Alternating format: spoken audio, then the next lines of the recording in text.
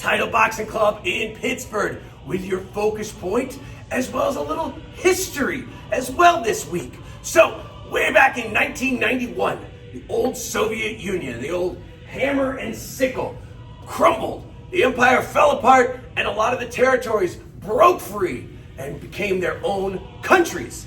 These countries, some of them, became dominant forces in amateur boxing, especially Ukraine, Kazakhstan, Uzbekistan, even Kyrgyzstan's got a pretty good program. And if you've been watching the Summer Olympics in 2024, the current year, Uzbekistan in particular has been dominant, been doing great in the Olympics. A lot of great fighters, including Jalilov, Kalikov, Mulyanov, Dusmatov, Krasniak, and whatever, however you say this guy's name, I don't know. But they've been doing awesome, great fighters.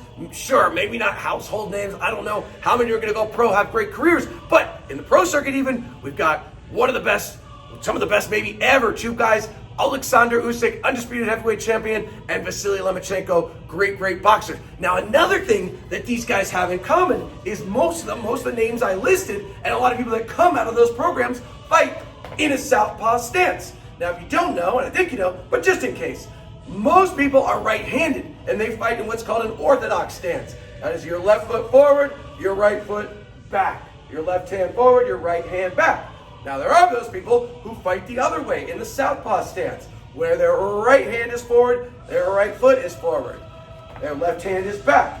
People who are born left-handed are people who throw a ball with their left hand. But there are a lot of boxers who will train in the southpaw stance and actually learn to fight that way because it can be very effective. And I would say most of the boxers I named fight as southpaws. I don't know if they're naturally left-handed or not, but they fight as southpaws, they do a good job of it. And there's a couple reasons why you might want to fight in a southpaw stance. It's certainly hard at first as you learn it, but it can be good because most people who are right-handed, they fight in the orthodox stance, they're not used to fighting southpaws. It can mess them up. Things change a little bit. So you get a lot more practice fighting against people in the opposite stance than they get against you. That always helps. And then another thing that helps, particularly with Olympics amateur competition, is that the southpaw stance is probably more of a defensive stance. And you might say, well, why is that? What does that have to do with anything?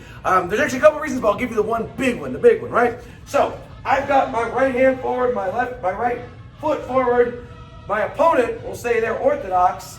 They've got the left hand forward and the left foot forward. So what happens is our lead hands almost, I won't say cancel each other out, but our lead hands can touch really easy. They're very close. We're kind of open stance on the side.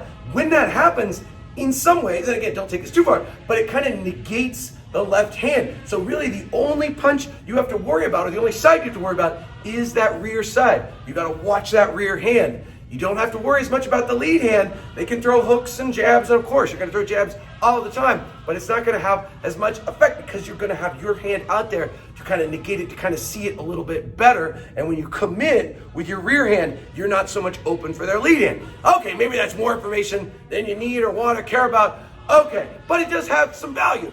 And guess what?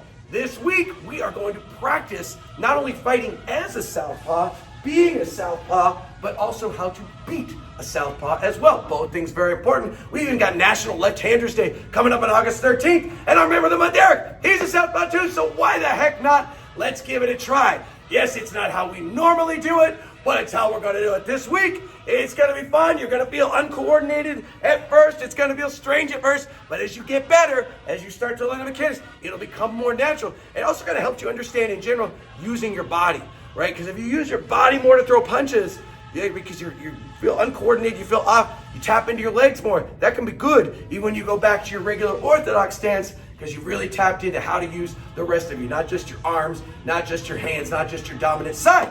So get ready for a challenge this week.